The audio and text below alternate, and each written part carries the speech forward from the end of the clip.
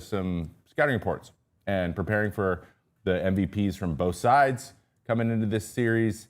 And also, George Springer ended up breaking Mariners back. What happened there and why that might have happened. And I got my handy-dandy iPad out. We're going to try to give that a shot as well with the old whiteboard. So we're not going to be doing a bunch of fluff today as we do in the past. This is a 1-hour show. There is no second hour today. A lot going on. So we're going to have to just figure it out as we go. All right? All right, here we go. Let's get into it today. It is the Mayday World Series preview show. And it starts right now. All right. Let's start by recapping the championship series. So many things happened.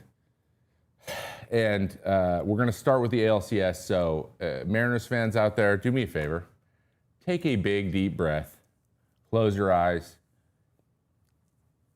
You can let out a little frustrated sigh if you want. That might help. And then we will get going. All right, ALCS. Anyone who has been following knows that Trevor has new merch. I totally baited you guys. Guys, we have new merch, new Mayday stuff. We have this hat out there available. We got this sweatshirt. Anyone who was listening to the radio knows Kevin Gossman was wearing this when I interviewed him, and he gave me a compliment. Now you know what it looks like. Brand new merch over at mayday.show. That is mayday.show, the website, and all kinds of cool, fun stuff. So you can get a flipped hat. Yes, that is supposed to be backwards. I'm wearing it currently, and then you can get the straight-up hat. Anyway, ALCS. The Battle of the Titans, we knew this one was going to be a close one, especially with how the Mariners played their first one. And the Jays took care of the Yankees fairly easy. So it turned out to be a much closer series than anyone could have anticipated, going all 7 games, all 3 of which in Seattle I was at, I watched, and the vibe was awesome / confusing at times. This was as back and forth of a series as I've ever seen, with one fan base feeling horrible and then feeling great the next day, and then vice versa, with the Blue Jays ended up coming out on top at the end after this man, George Springer, took a 1-0 pitch off of Eduard Bazardo way back for a 3-run home run to erase a 3-1 deficit and take a 4-3 lead. Chris Bassett came in after that to get the hold in the 8th, throwing that big sinker and that big slow curveball, and then Jeff Poppin struck out the side in the 9th to complete the comeback. On the other side, the Mariners had Cal Raleigh do what he keeps doing in Toronto and hitting a homer. Hit his 10th homer in Toronto in, I believe, 16 games, which is impressive. They can't avoid that there. And then Julio Rodriguez came up big, leading off with a double, hitting a solo shot later in the game. And they were in the driver's seat the whole time. Now, we're going to talk about decision-making a little bit later in this recap, but I am a Mariners fan. It's very hard for me to not be biased here, so please give me a little bit of slack. 12-year-old me was really, really pulling for them. And now that said, I am glad that either way we were going to have some sort of long drought in the World Series ended. I would have preferred the team to never went to go, but like if a team hasn't gone in 35, 40 years, it's pretty nice to see them also get an opportunity. So in that, as a baseball fan as a whole, that is good. That's a good thing, and I find a little bit of solace in that.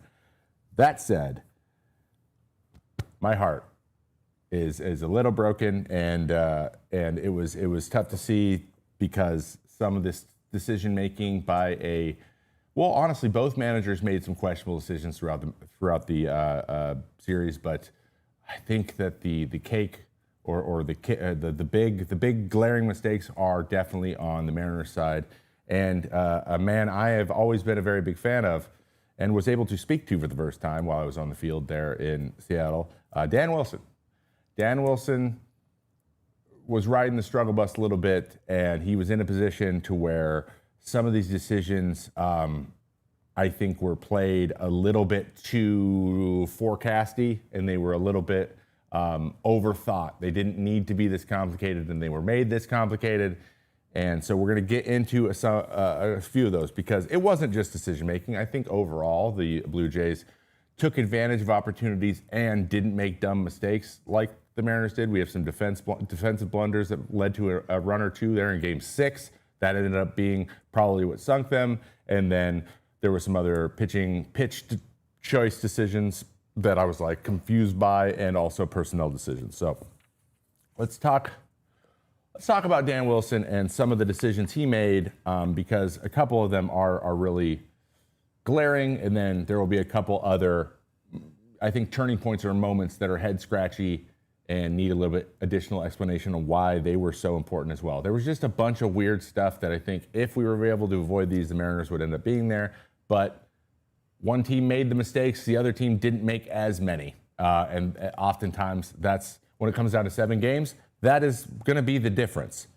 All right, so first, let's talk about the decision to bring in Eduard Bizardo to face George Springer. Now, the two kind of personnel decisions, or maybe pitching change decisions, that I'm about to talk about are both to George Springer. And I think they both had different impacts on the games that inevitably the Mariners lost. Okay, so first things first, I want to start by saying that Bizardo has thrown incredible this year. And he is a 31-year-old who bounced around all over the league and finally found his footing, throwing a really good sinker, more of a two-seam, but we'll talk about that in a little bit. Really good arm side sinker with a good sweeping slider. Like, he's got the two quality pitches. Though, because he throws a sinker, he's not necessarily the biggest swing and miss guy, or you can't count on it as much as, say, a Matt Brash or a Andres Munoz, two guys which usually throw after him, because it's usually Bizardo or Spire in the 7th, and then they hand it off to the setup guy in Brash and Munoz to close. Now, Munoz had not faced Springer at all in the series. This is the 3rd time Bizardo had faced him, so that is red flag number 1. If you're a 2-pitch pitcher against a guy like that sells out for a certain pitch type, like George Springer, that you're playing with fire. So there's nothing wrong with throwing 2 pitches. The problem is when you face the same guy who only throws 2 pitches, you not only can flip a coin, but you can also just guess right. You've seen the pitch shapes as well. So you know out of the hand, you're getting a better idea of when a ball looks a foot out of the hand a certain way, that it's going to be a certain pitch, okay? So those are the few things you think about, especially at this point in the series. That said, Munoz was rested fresh. I understand this was 1 out in the 7th inning, but you need the outs now, and you can worry about finishing the game when you get there, right? No one will ever, I think, second guess a decision to have Munoz come out, hold it there, and then if Brash ends up blowing it in the 9th or something, like, where the guy pitched doesn't really matter. You have to get the job done either way. And I think you can live with that a little bit more than saving Munoz for a situation that you have to get to first. And that's usually how you need to do things in the playoffs. And I feel like managers get beat or burned when they try to overthink it or try to think about it like the regular season. We're not saving Munoz for anything. This could be the last game of the year.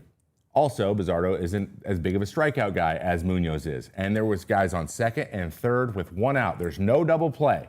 So you don't need a ground ball sinker double play. We don't need to try to get that because we can't. We need a strikeout. A strikeout would be ideal, especially to George Springer, who does have some swing and miss and does chase. And Munoz just will go up there and he'll throw you slider till you're out. And historically, Springer is 0 for 3 with 2 strikeouts against Munoz. So I would have brought Munoz in here. Actually, to be honest, not just me, 99% of other people would. I think that was the no-brainer. And then just save Brash for a closing situation, or Brash/Spire together to get the final 3 out. Like, you have the 2 guys that you are comfortable with in leverage to finish the game if you need to, and it's a 2-run lead. You need to prevent the run from scoring, and the best way to do that is a strikeout. And we went to the guy of the 3 that doesn't strike as many guys out, or you can't count on striking out George Springer, right? So Munoz is the choice.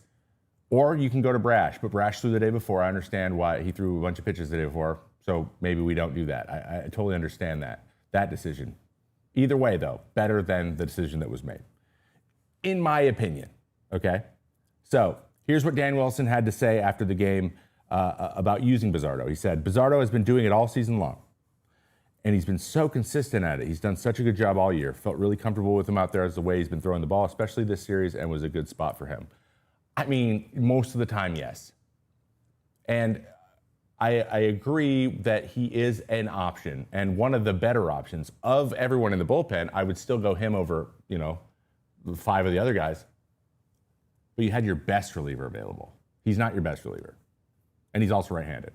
So, you can't sure, all that stuff's true, but Munoz is better in every single part of that statement. So I like that he's sticking with his decision and owning it, but that said, it was the wrong one.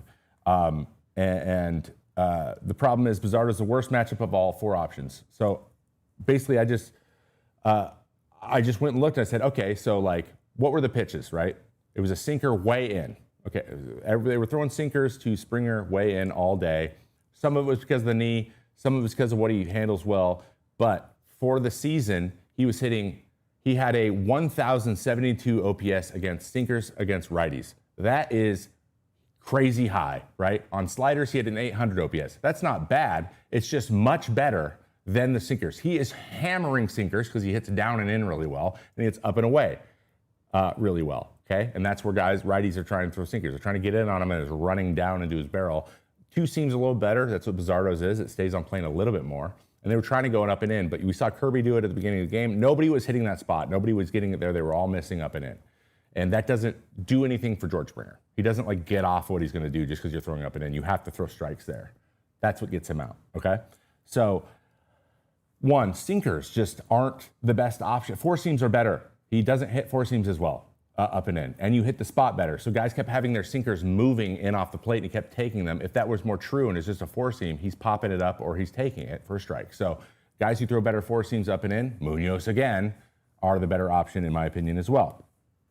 So also in 78 playoff games, this guy has 23 homers. He is 4th all time. Is he 4th? Yeah, no, he's 3rd all time behind, tied with Kyle Schwarber for the most playoff homers of all time. 3rd all time. That's a guy you need to avoid hitting a homer, right? I understand Vladdy's right there. I understand Vladdy's coming. But Springer has done it and keeps doing it. So we have to avoid the home run. We have to avoid the home run like a plague. So we need to throw the pitch that he's least likely to hit a home run on. We'll take a single and they can tie the game. That's not losing the lead.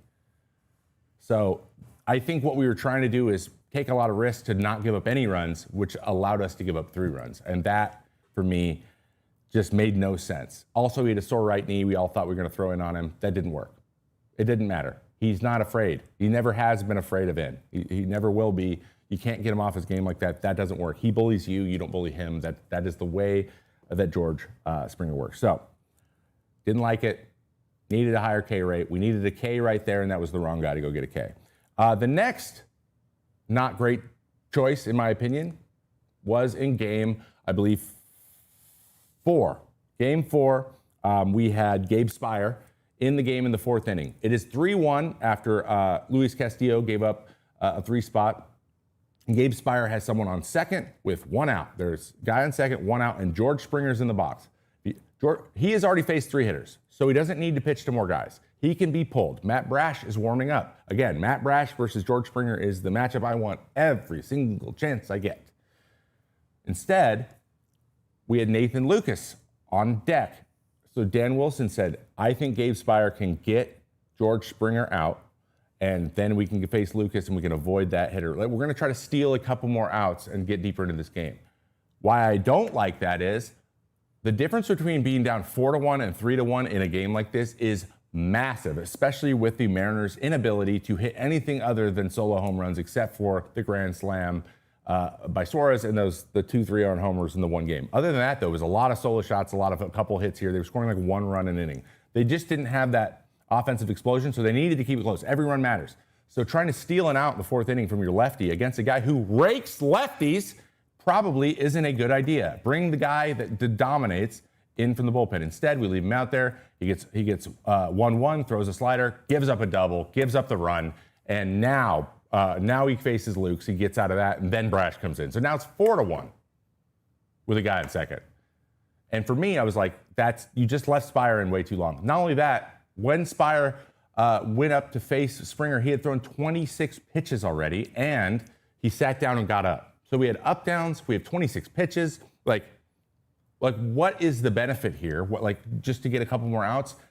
It's just too high risk to get one extra out. There's no other benefit other than getting an extra out from your lefty there. So I would have pulled Spire, though he's been very, very good and he's gotten righties out.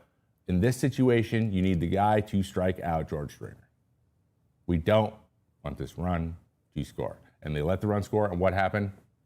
Ended up being 8-2, and they weren't able to get any momentum back. It's about momentum, and they were continuing giving up momentum there. So didn't love that decision either. Though they were already behind and they might have still lost the game, this was a point where you could shut down, make a good decision, shut down that momentum away from you so that you can capture some of it back. Say you keep it 3-1, then you score a run. Now it's 3-2. Now the game's different. But instead, you're 4-1. The hitters feel more pressure. They swing, take a couple bad swings, and then before you know it, it's 8-2 and you lost, which is ended up what happening, and they tied the series at that point. So I was also a little bit in a head scratchy mode at that time as well. Okay. And you had the options, so just bring the guys in that do the specific thing you need done well, and it didn't happen. So just a couple things I noticed. Also, some weird turning point stuff. This thing. So Josh Naylor jumps up to basically break up a double play, right? You want to make a guy throwing the ball think about it. Like you want him to hesitate for a second, like, oh, I don't have a path. I'm losing my vision here, and maybe you'll make an errant throw. Ernie Clement, though, is a consummate professional and just was like, okay, if you're going to jump up, I'm just going to throw it straight through you. And he did. And honestly, I think Josh Naylor thought that he wasn't going to touch it because most of the time you don't touch it. But not this time. And that was potentially a rally killer right there, right? Like he's on first base. They scored a run in the first inning, and they turn a routine. I mean, I understand it probably would have been a double play either way, but it feels like a silly mistake that then kills any momentum you have moving forward. And that inevitably is what it is. They had to scrape by runs for the rest of the game, and they were never able to really take or really put a ton of pressure on Savage and end up taking the game. All of these little moments matter. So I think he's out here trying to make plays happen, and this right here was maybe just something that automatically happens. I don't know if he does this a lot in the past, but it just did not look good, and I know that a lot of fans at home were probably not feeling great after that as well. So there is a rule against this. It's Rule 6.01, Section A, Subsection 5. Thank you, DK, for finding that. It says, any batter or runner who has been put out or any runner who has just scored hinders or impedes any following play being made on a runner, such runner shall be cleared out for the interference of his teammate. The interference rule, and it happened. And I was just like, why are we doing this? Why are we doing this? But I also understand that you can't take guys out anymore. You can't slide into the base anymore. So you got to find a way to get in the way.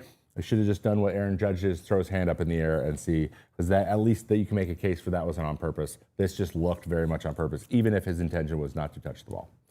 All right, so we know the series have inevitably coalesced in Vladimir Guerrero Jr., bringing home the ALCS MVP.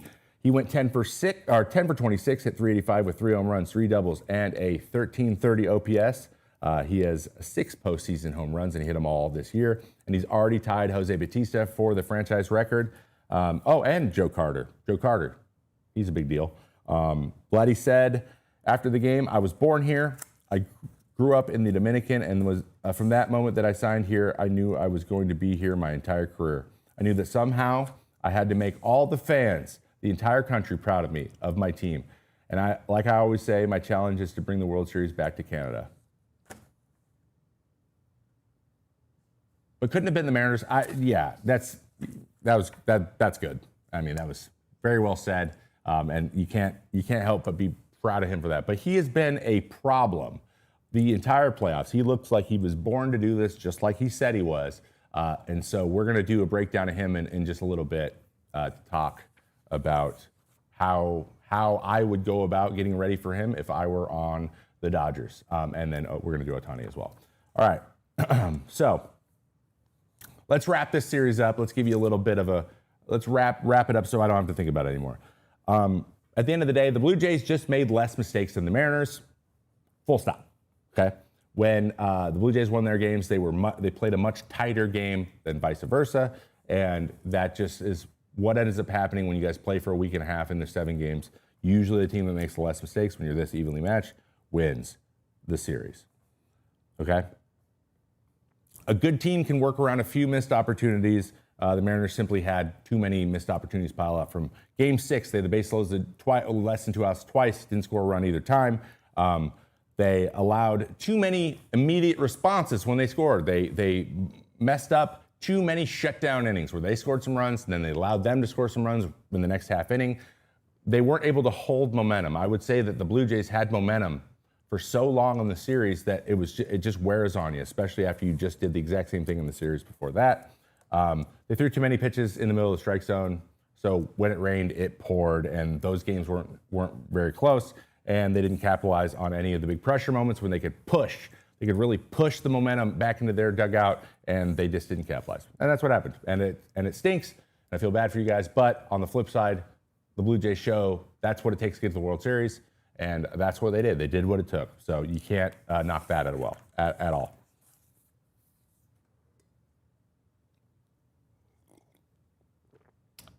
Okay, moving on. Next up, let's talk about the NLCS, because the Fighting Shohei Ohtanis did take on the Fighting Freddie Peraltas, and it wasn't really pretty, all right? So we all know how the series went. Since there wasn't a ton of back and forth, it's really hard to kind of pull out much highlights.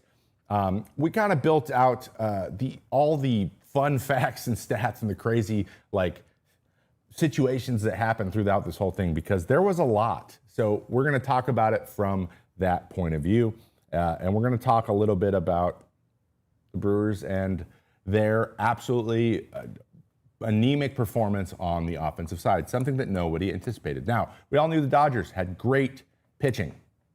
We knew that they were coming in with the studs, and the studs were healthy, guys that they paid to do this, okay? That's a whole other conversation. We'll talk for later. But we didn't think it would be like this. So the Brewers scored 1 run in each of the 4 games and only had 14 total hits for the whole series. That is average, a run a game and 3.5 hits per game. In the regular season, in contrast, they averaged just under 5 runs a game and 8.8 hits a game in the season. So cut in half, right? They had half of the offense. They had a 388 OPS. 384 OPS and a 118 batting average. It was the 3rd lowest in any postseason series in 4 games, beating only the 0-5 Philadelphia A's, the New York Giants in the World Series in 2019. The New York Giants? New York Giants versus the Athletics. Haha, silly me. Sorry, I thought we had a misspell here. Then 2019 Cardinals, 374 in the NLCS against the Nationals was the worst. So this is the second worst. So it's the 3rd worst OPS of a team ever in a 4-game series. On the flip side, the Dodgers won 9 of their 10 games, and the Reds, the Phillies, and the Brewers have combined only for 28 total runs. They've given up 28 runs, 2.8 runs per game for the whole playoffs on their way to a 9-1 record. I knew their pitching was good. I didn't think it would be this good. The Dodgers went 5 games without allowing more than 1 run. They're currently on that streak. So they've given up 1 or 0 runs in the last 5 games. I believe it's been 1 the entire time.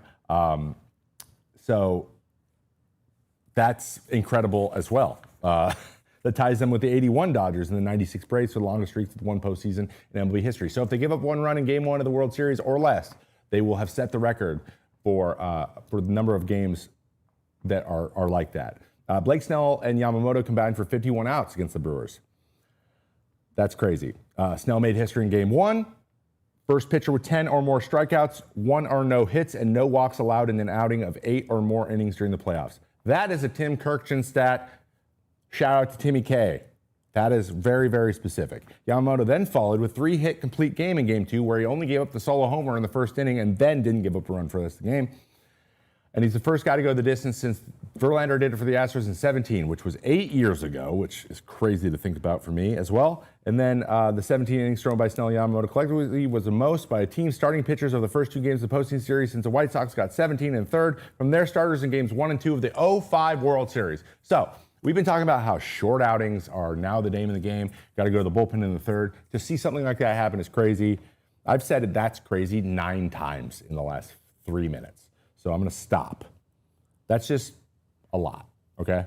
And the Dodgers also became the first team with back-to-back starts of at least 8 innings in the postseason since the 16 Giants. So, in the Brewers' defense, they had to come up against some historical pitching appearances, and the Dodgers have a collective 1.4 ERA by their starters in 64 1/3 innings in the 25 postseason. So it's not just them getting buzzsawed, it's everyone so far, and it's going to be interesting to see how the Blue Jays handle this, okay? Also in that series, Shohei Ohtani literally got the NLCS MVP for 1 game where he hit 3 home runs as a hitter and struck out 10 in 6 innings. Only giving up two hits in a clinching game, which leads me to believe that he is good. Okay, the argument out there, is this the most impressive outing ever? To me, I don't really care if it is. It's getting to the point where like nothing surprises me that he does, so that's not as fun anymore. But it's worth saying. I got into my car. I had to run to the grocery store. I just watched the Mariners game, and I believe the I believe this game was it like in the 6th or the 7th, and the commentator was like, Ohtani just finished on the mound. He's got 6 strikeouts. He's got 2 home runs tonight. And I just went, oh my God, no way. I wasn't following it super closely. And then right that moment, he hit the 3rd one, and I had to turn it off. I was just like shaking my head like, dude, this is like, what's it like? You know what I mean? What's it like? I went 1-8 in my playoff life. I won 1 playoff game in 9 tries, and he's just out here just like, whatever. Like, they clinched, and then Pages threw the ball into the stands. What? You don't give the clinching NLCS for a back-to-back World Series appearance ball to the fans. What are you doing?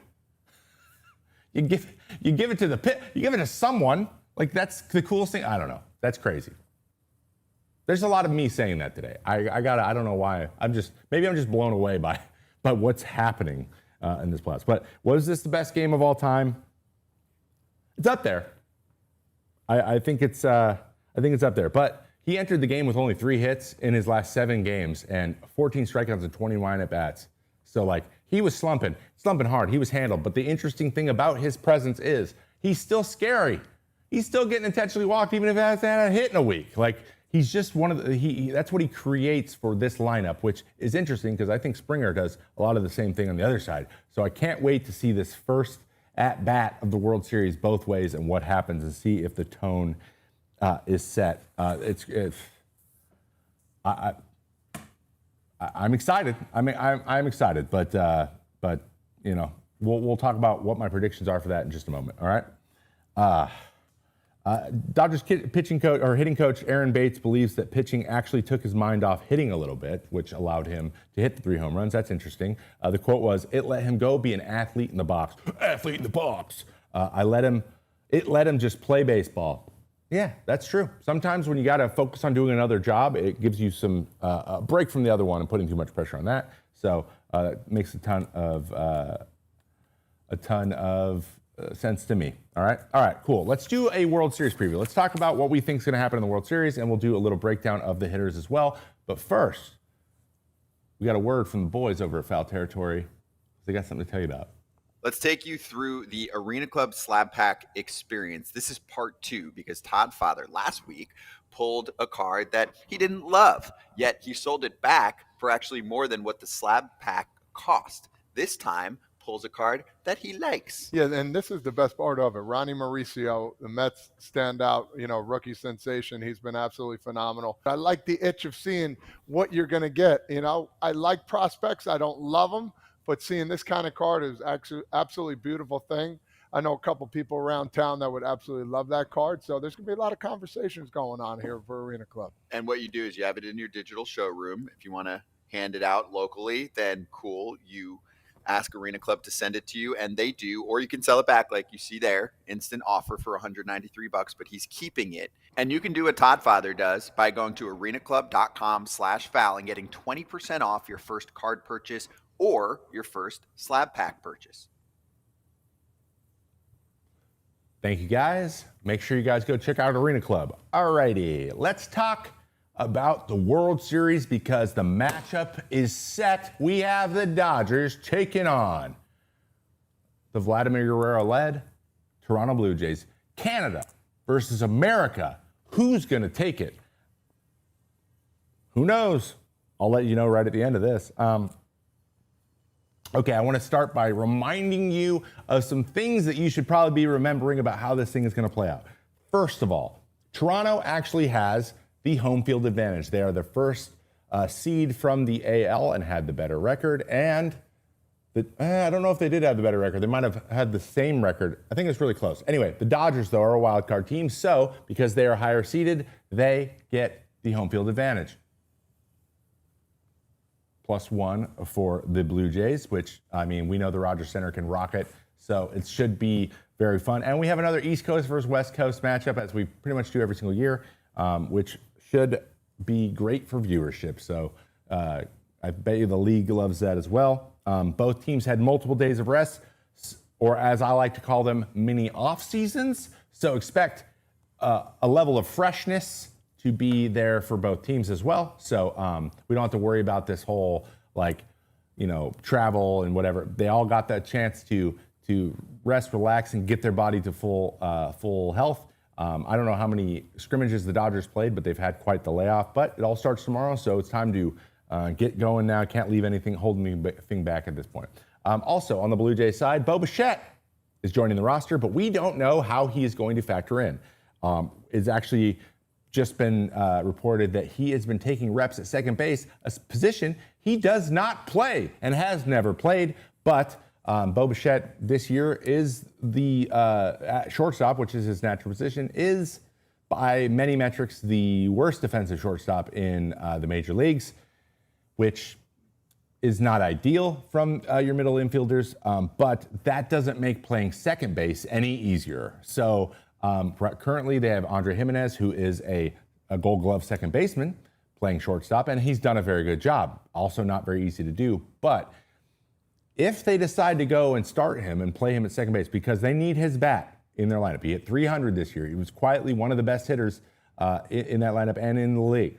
They need his bat to get as many at-bats as possible. If that means playing him at second, I think they're taking a big, big risk because bare minimum, right? Bare minimum, if the guy's already not a great defensive player and has not played, and he has a lower body injury, right? Maybe just put him in the position he's used to playing, and then live with the lack of range to have his bat in the lineup. So if you want to play him in the field, is what I'm saying. Play him at shortstop because he's used to that. Even if he's not great at doing it, at least it's something he's used to because he's not going to be better at second base. And then put the Gold Glove second baseman at second base. In my opinion, that is something you can live with and be like, these are what they do. This is what he did all year. This is how we got here. This is the best shot. Instead of trying to reinvent the wheel and teach the guy how to play another position. Right now, it doesn't make any sense to me. Additionally, using him as a pinch hitter or platoon him with Jimenez. Maybe play him if you want to play him at second, right? Switch him in and out. Put Ernie. Move Ernie around. Play him at third. I would put Ernie at second base over and then put Bichette at third before I would do this. I think there's a mix and match situation here. Maybe Barger. I don't know.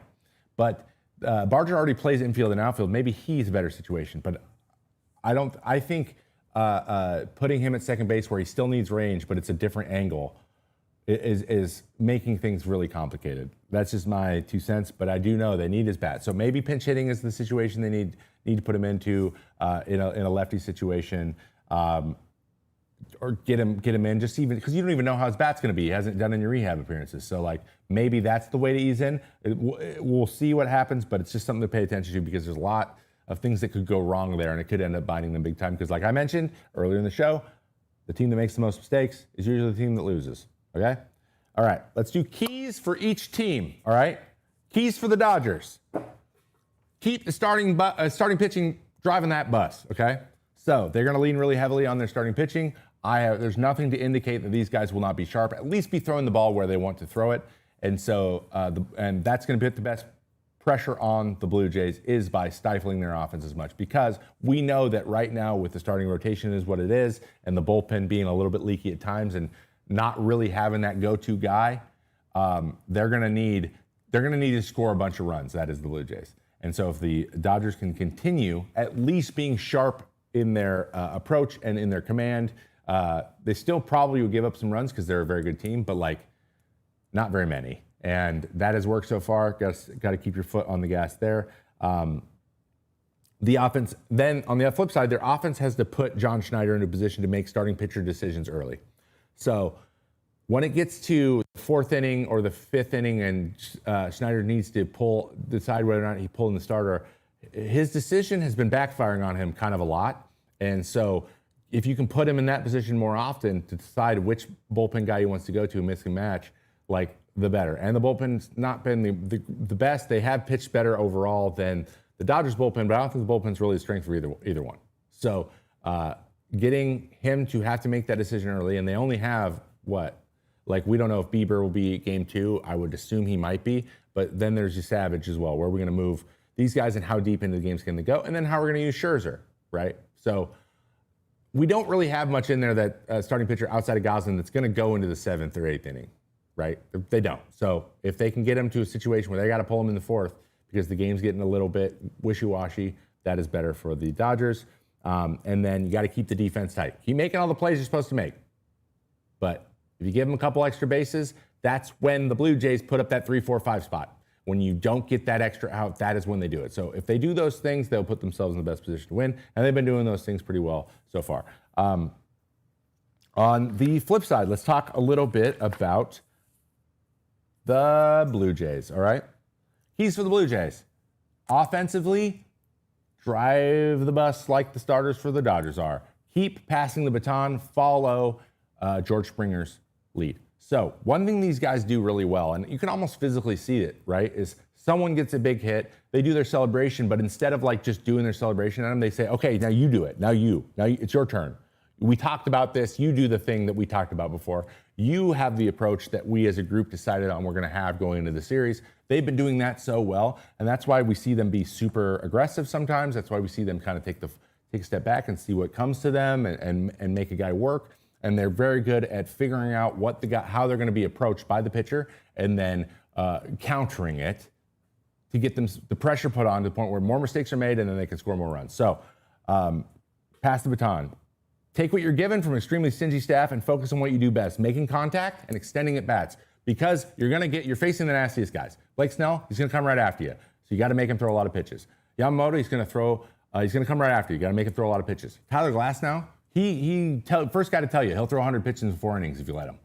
So you're going to have to go get these guys out early, because everyone in that bullpen outside of Roki Sasaki over there in the Dodgers bullpen has not been good, right? You want to get Blake Treinen into the game. You want to get Banda and Vesia and Emmett Sheehan. You want to get these guys in the game because that's your best chance, because their best pitchers are their starting staff. So, and that is a strength of theirs. So the approach is going to be really interesting to see from Blue Jays. Stay aggressive in the box and on the base pass. So take the extra base. Challenge Pages to make a crazy good throw. Challenge Teoscar Hernandez to cut a ball off and so you don't take that extra base. Like, be aggressive and make them have to continue to make plays, because I feel like the pressure hasn't been put on them quite enough. That is the Dodgers in that way. And I think the Blue Jays have an opportunity to do it. And then lastly, big key is just believe, because The other team's 9-1. They won the World Series last year. We're all talking about salary cap again because the Dodgers are winning, and they've kind of gotten there pretty easily. And we got Shohei Ohtani striking out 10 and hit. Like, they're the big Goliath. You feel like David. Just believe that if you just play your game, that they will go your way. And I think that they already overcame that once. These guys played the Yankees for years, right? A lot of them played against the Yankees all the time. And the Yankees have that quality as well. They feel inevitable. I think the Dodgers feel inevitable a little bit, like, ugh, here they come, right? Just believe that that's a thing until it's not a thing, right? So you got to believe, if you're a Blue Jays fan, that is the key, or the last key, I guess, for them to be in the position to win. All right, let's talk about some matchups I'm super excited about, and it's going to be pitchers versus something. So first matchup that is going to be really fun, Trey Savage versus whoever, okay? So here's the thing about Trey Savage, and I have a long video plan for him for when this whole thing's over. We're going to do a really deep dive on what he does and what he does well. But he is weird. He is funky. He's got a high arm slot. He throws a high ride four-seam fastball. He throws a splitter right off of it. And he throws like a backup slider thingy, okay? So he's weird. On paper, the Dodgers are going to know what he's going to throw and where he's going to throw it and when he's going to throw it. But the question will be is, can they actually see those things? Right? You can know what a guy has, but we saw the Yankees. They're like, oh, that's what it looks like.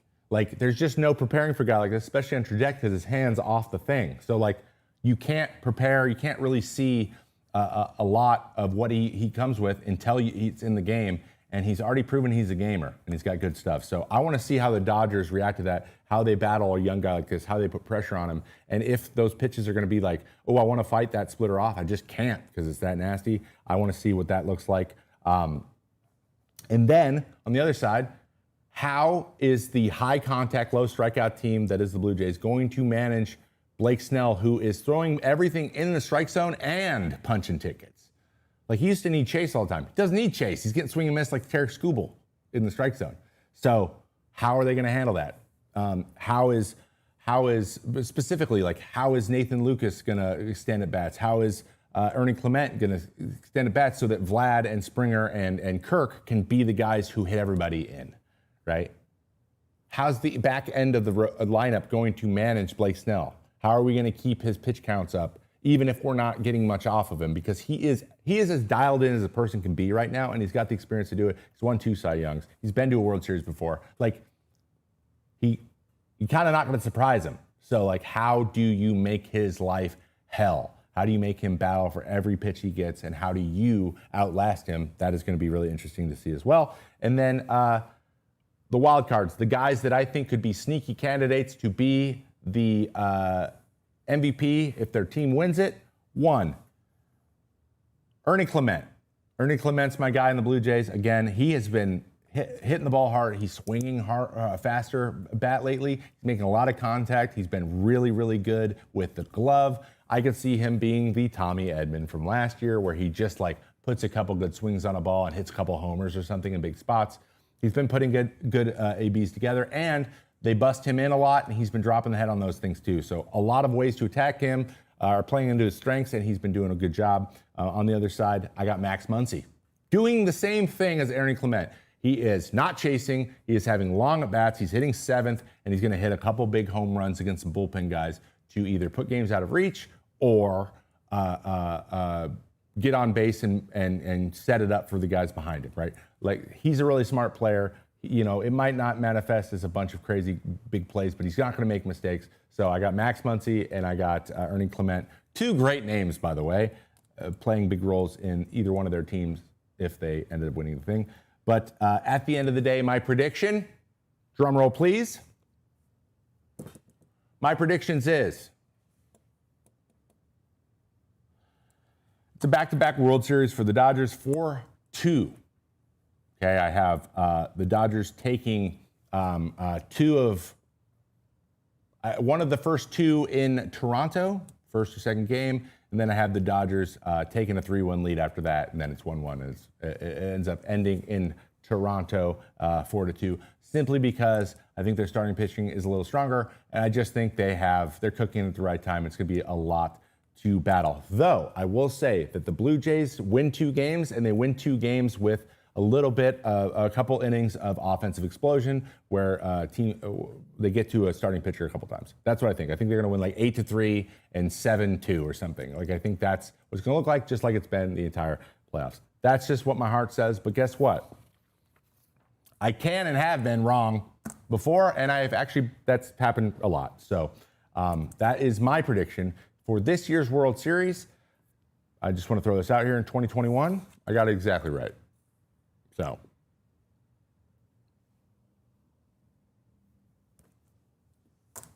Not bad. All right. Okay.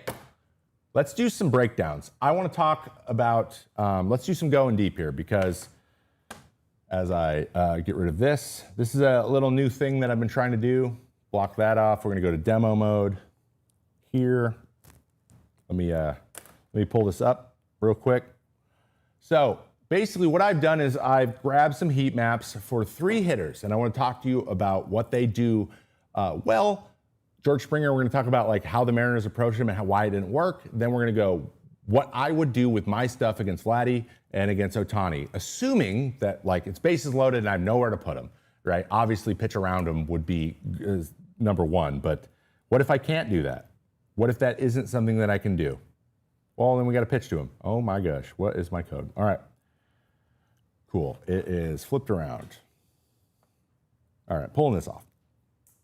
Let me put this in real quick. Got to plug it in. Thank you for bearing with me, guys. All right, let's start with George Springer.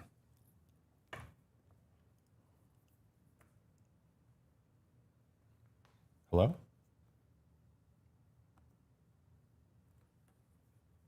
There he is, George Springer. That is my handwriting. Yes, it is.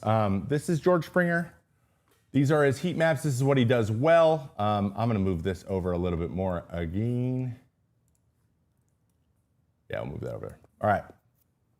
So these are the heat maps for George Springer, and this is something that I thought was interesting in context of like of Eduardo Bizzardo and what he pitched to. So on the left here, so this is this is for the whole year. So this year. This is where he was pitched on the right here. So like this is where all pitches in the playoffs are. Okay? So as you can see, we have this like angle here, right? For George Springer. He is what we call a rocking chair guy, meaning the cold zones on him are up and in, and down and away. Actually, let's change the color here to like red. What's a color that's not in here? Purple? Let's go purple. Okay. So rocking chair means up and in, down and away. You want to rock them back and then lean them over. So you want to go up and in and then move down and away. So usually down ways are sliders, up and in is fastballs. We saw the Mariners attacking him with 2 seams and sinkers up and in. George Kirby was doing it. Bryce Miller was doing it. Everyone was doing it, right? Because this spot right here is usually wide open. It's usually wide open. But they weren't throwing strikes. They were missing like here the whole time, okay?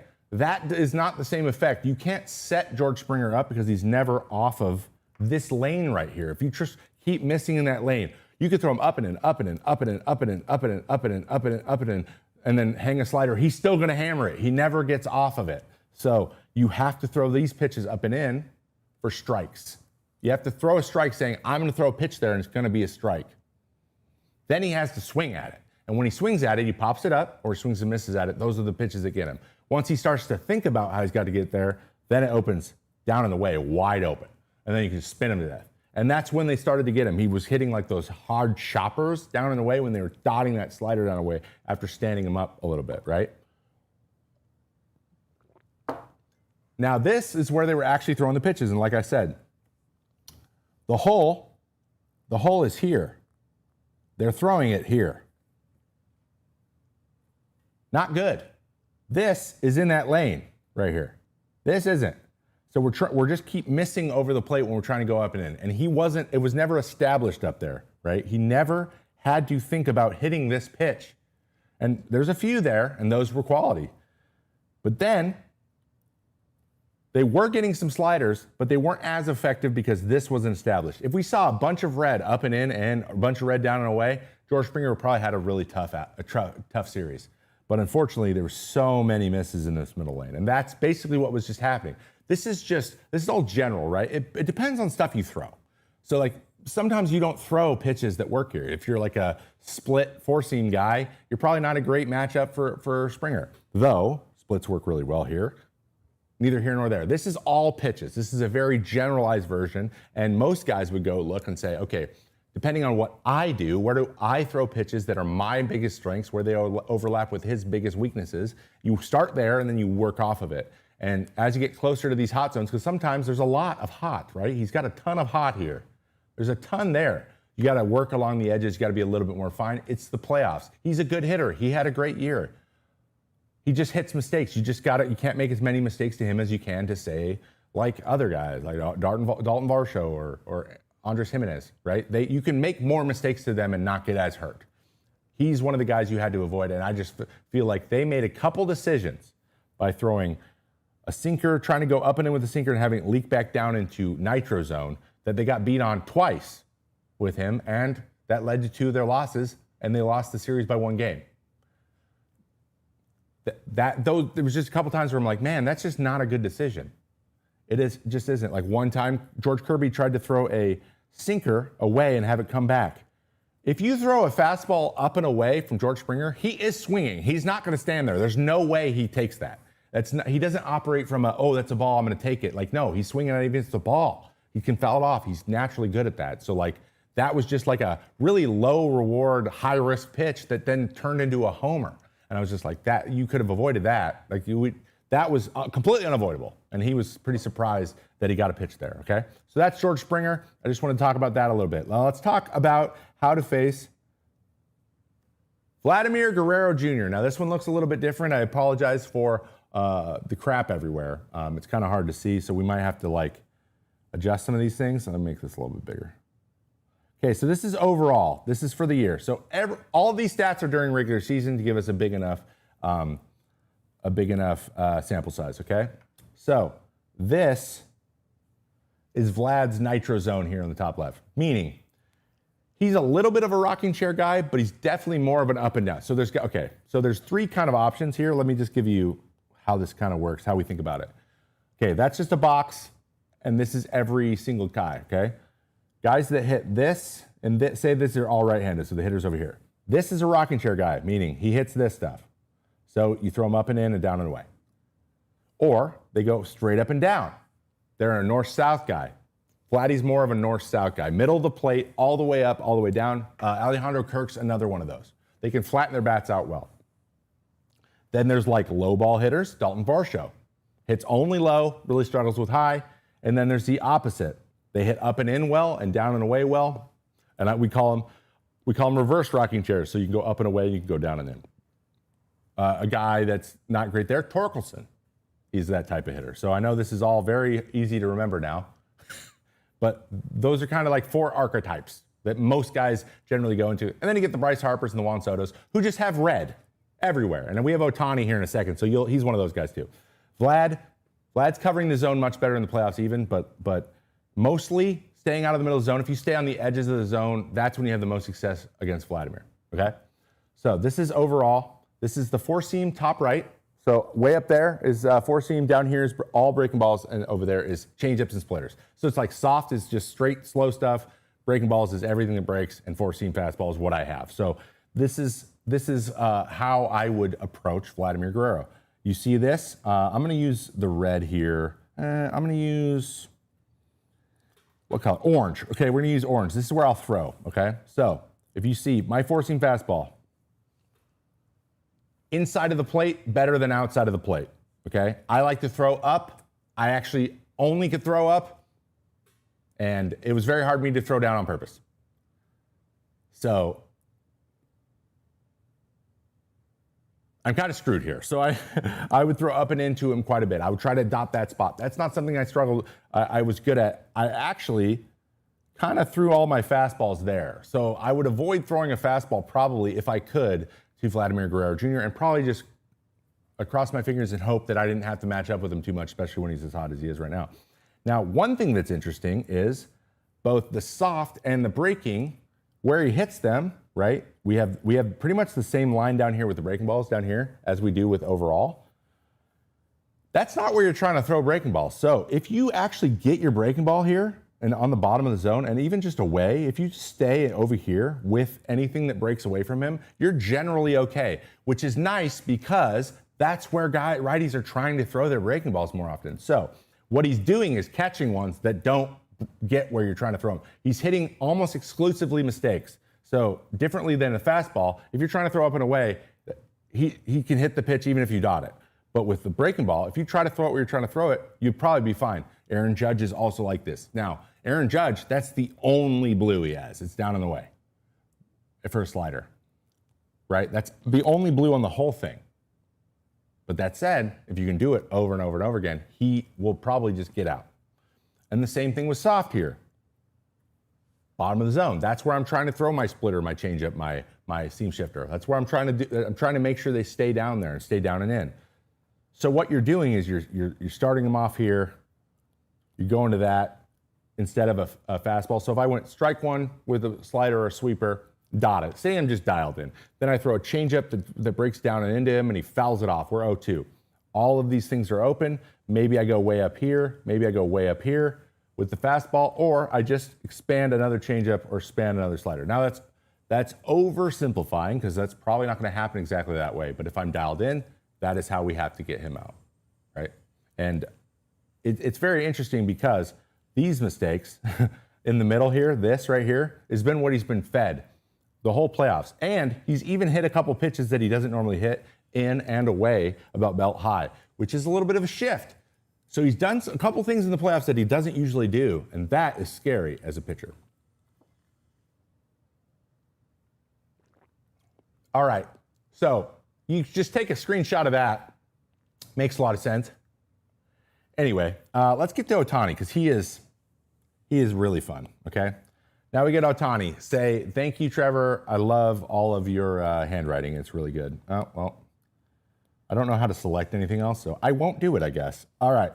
So, again, we have overall, we have the four seam, the breaking, and the soft. These are the things I have, and it's general. I would be more granular if I were going to do this. I would like plug in my movement numbers within a range. So like pitches that move exactly like mine, maybe make the number of at-bats bigger so that I can get more data on it. So I know exactly how they face guys that look like me, because there's a lot of them. I'm a big right-handed white dude. Like there's a lot of us, right? So, and I throw hard.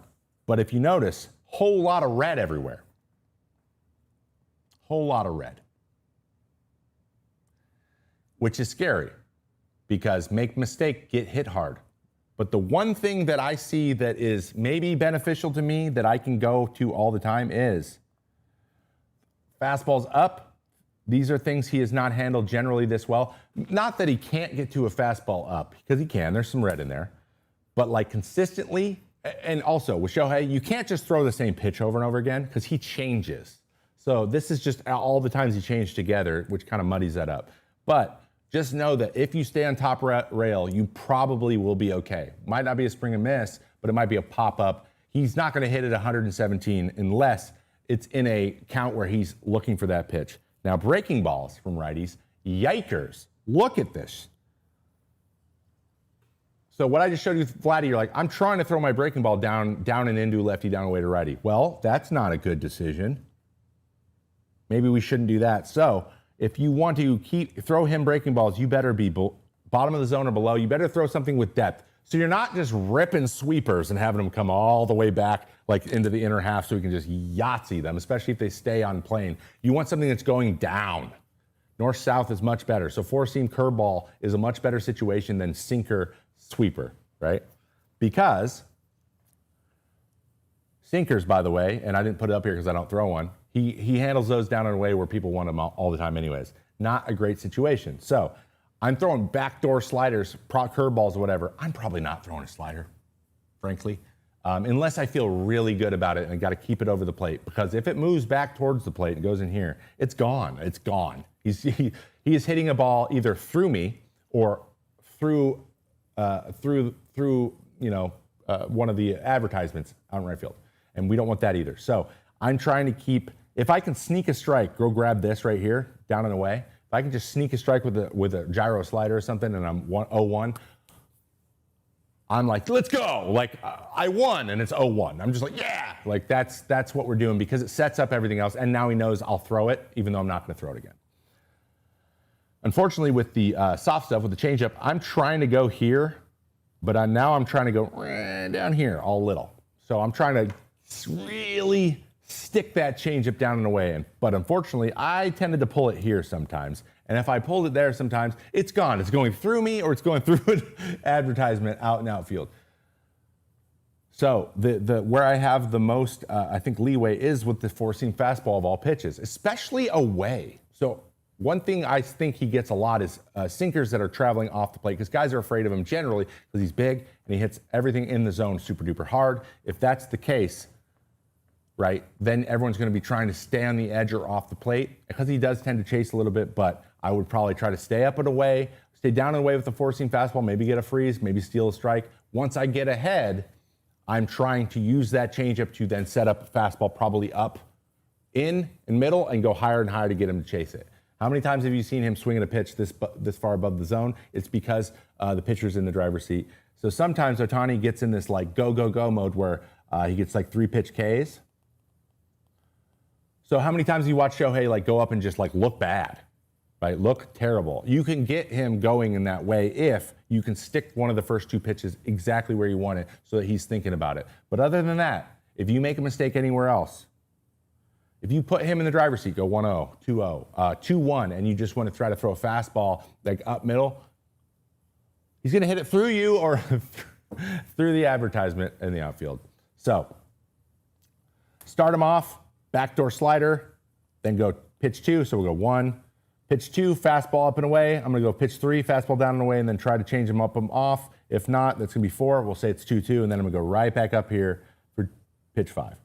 And then hope he popped out. That's what we're going to hope for. At the end of the day, it just comes down to like, where are my safe spots that if I hit that spot, I know I'm going to be okay. I know I can get ahead. I know I can be in a position to be successful because it's hard to hit no matter who you are if you're always behind. And then try to get putaways from there. And because it's the playoffs, don't focus so hard on the strikeout, Trevor. You're probably not going to strike them out because they're just as good or probably better than you. So just food for thought. That's how I would approach it. It's going to be interesting to see how the guys with the ride go after them, though. Everyone throws 2 seams too now. So it's going to be interesting to see how that factors in. But I just thought it would be interesting to go over the way that I do it. And that is how I would face these guys. And that's how I'm going to look at guys who pitch similar to me, how they approach them, and how they try to avoid that big swing because you don't want those 2 guys to beat you. If you let one of those 2 guys get going, you are putting yourself in a position to lose the series. And at this point, you came all this way. Don't put yourself in a position to lose the series. Make them beat you. All right? Okay, guys. I got asked, who am I rooting for? I don't think I'm rooting for nobody. Here's where I'm coming from. I was rooting for the Mariners. They're not in it anymore, and that's pretty sad. So I'm going to say this. I like it when things that haven't happened in a long time happen. It would be great to see the Blue Jays take one. I'm personal. I know Bassett well. Max Scherzer and I were teammates. Like, there's a lot of Gossmans and awesome. There's a lot of likable guys over there. Not that there is on the Dodgers, but the Dodgers have their championship, and they're all the same guys. And I'm with you, fans. It's boring to see the same team sometimes all the time. It's nice to see something different happen for once. I'm always going to feel that way. So I think that would be more interesting. But do I think it's going to happen? I think a lot of unexpected things will have to happen for them to pull that off. But either way, please go 7 games. Please. I want to see some heroes, some unexpected people do some crazy stuff. And I want to be like, what? I want to do that as many times as possible in the next 10 days. All right? Okay, guys. Thank you guys for being here. Still hanging out. I got to take off. I know I went 5 minutes over. I'm sorry, Foul Territory family. But make sure that you subscribe to this channel, Foul Territory. Also, go subscribe to Trevor May Baseball. If you want to catch these videos after the fact, if you ever miss the show live, A lot of those are over there. Also, I have a second channel that's called More Mayday. You can get special stuff there. Once the World Series is over, the show will return. We're going to be doing some recap stuff. So many things planned, guys. I'm so excited. I just don't sleep because of 13-month-old baby. So, thank you. As always, drink your water.